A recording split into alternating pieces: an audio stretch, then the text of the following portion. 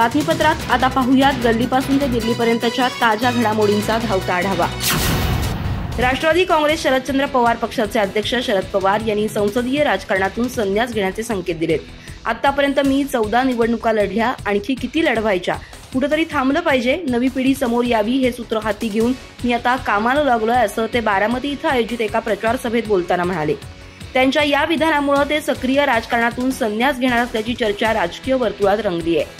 शरद पवार सध्या आपले नातू तथा बारामती विधानसभा मतदारसंघातील उमेदवार युगेंद्र पवार यांच्यासाठी प्रचार सभा घेत आहेत। त्यांनी मंगळवारी एका प्रचार सभेला संबोधित करताना संसदीय राजकारणातून संन्यास घेण्याचे संकेत दिले। ते म्हणाले, मी सध्या सरकारमध्ये नाही, माझ्या राज्यसभेचे अजून 1.5 वर्ष शिल्लक आहेत, त्यानंतर पुन्हा राज्यसेवेवर जायचं की नाही याचा मला विचार करावा लागेल। मी आता लोकसभाच नाही तर कोणतीही निवडणूक लढवणार नाही, किती निवडणुका लढवायच्या, आतापर्यंत 14 निवडणुका लढल्या, तुम्ही एकदाही घरी पाठवलं नाही, दरवेळी तुम्ही मला निवडून दिलं, पण आता कुठेतरी थांबलं पाहिजे, नवी पिढी समोर यावी हे सूत्र हाती घेऊन आता मी कामाला लागलोय। पण याचा अर्थ मी समाजकारण सोडलं असा नाही, सत्ता नको पण लोकांची सेवा, लोकांचं काम करत राहायचं।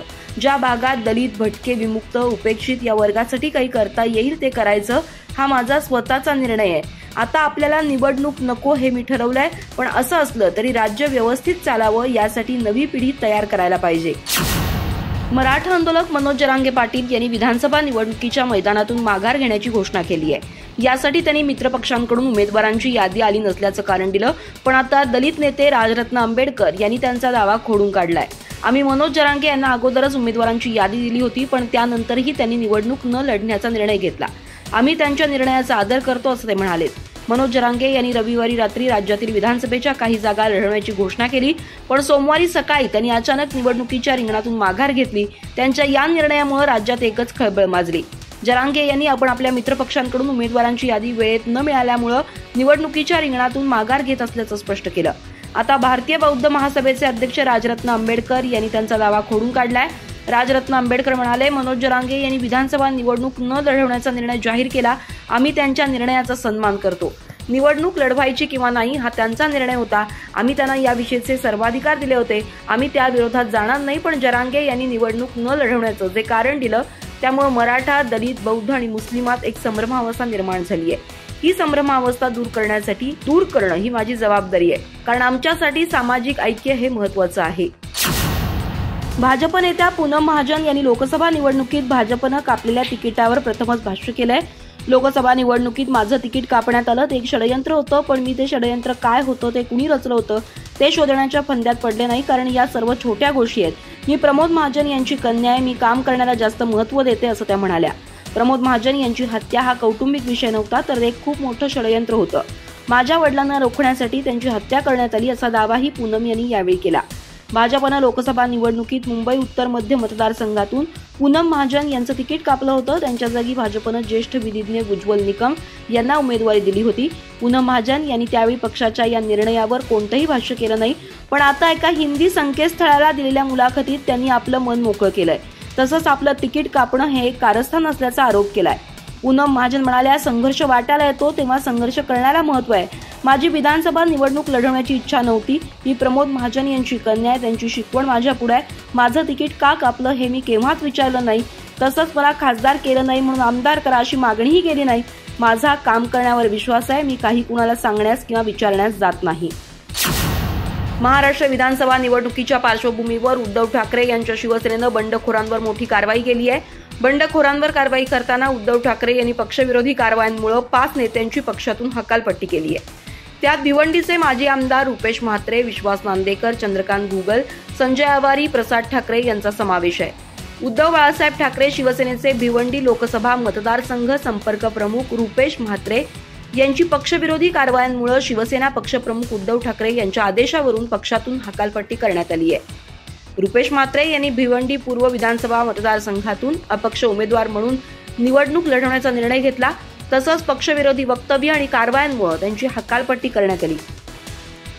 मात्र दुसरीकडे त्यांनी अर्ज मागे घेतला होता। याशिवाय वणी विधानसभा जिल्हा प्रमुख विश्वास नांदेक, झरी तालुका प्रमुख चंद्रकांत घुगल, मारेगाव तालुका प्रमुख संजय आवारी, यवतमाळ जिल्हा वणी तालुका प्रमुख प्रसाद ठाकरे यांचीही पक्षविरोधी कारवायांसाठी पक्षातून हकालपट्टी करण्यात आली आहे, अशी माहिती शिवसेना उद्धव बाळासाहेब ठाकरे पक्षाच्या मध्यवर्ती कार्यालयाने दिली आहे।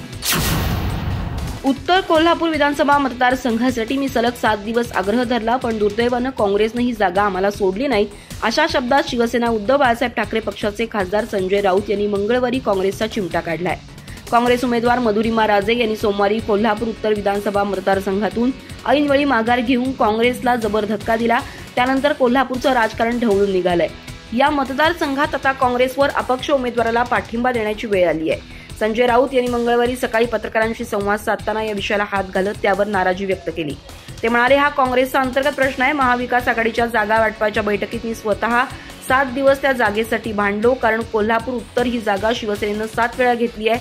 2019 मध्ये आमचा त्या ठिकाणी अपघातानं पराभव झाला.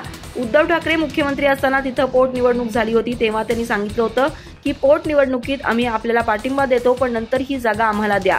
पण दुर्दैवानं काँग्रेसनं ही जागा आम्हाला सोडली नाही. आता तिथं पुरता गोंधळ निर्माण झालाय. ती जागा आम्ही 6-7 वेळा जिंकली आहे, पण आम्ही महाविकास आघाडीचे खंदे समर्थक आहोत. महाविकास आघाडीला तडा जाईल असं कोणतंही कृत्य आम्ही करणार नाही. राज्याचे उच्च आणि तंत्र शिक्षण मंत्री चंद्रकांतदादा पाटील यांनी आज ज्येष्ठ शास्त्रज्ञ डॉक्टर रघुनाथ माशेलकर यांची सदिच्छा भेट घेऊन आशीर्वाद घेतले. यावेळी डॉक्टर माशेलकर यांनी चंद्रकांतदादा पाटील यांच्या कामाचं कौतुक करत कोथरूडकरांना माणसं जोडणारा हिरा गवसला असल्याचे गौरवोद्गार काढले. विधानसभा निवडणुकीच्या प्रचाराला रंग चढायला सुरुवात झाली आहे. कोथरूडचे आमदार आणि राज्याचे विद्यमान उच्च तंत्र शिक्षण मंत्री चंद्रकांतदादा पाटील यांनी उमेदवारी जाहीर झाल्यापासून प्रचारात आघाडी घेतल्याचं पाहायला मिळतंय. सोमवारी चंद्रकांतदादा पाटील यांनी ज्येष्ठ शास्त्रज्ञ डॉक्टर रघुनाथ माशेलकर यांची सदिच्छा भेट घेऊन आशीर्वाद घेतले. यावेळी चंद्रकांतदादांनी आपल्या गत 5 वर्षाच्या कार्याचा कार्य अहवाल डॉक्टर माशेलकर यांच्याकडे सादर केला. तो त्यांनी सविस्तर पाहिला. 5 वर्षात केलेल्या कामांची यादी आणि उपक्रम पाहून डॉक्टर माशेलकर यांनी चंद्रकांतदादांचं कौतुक केलं.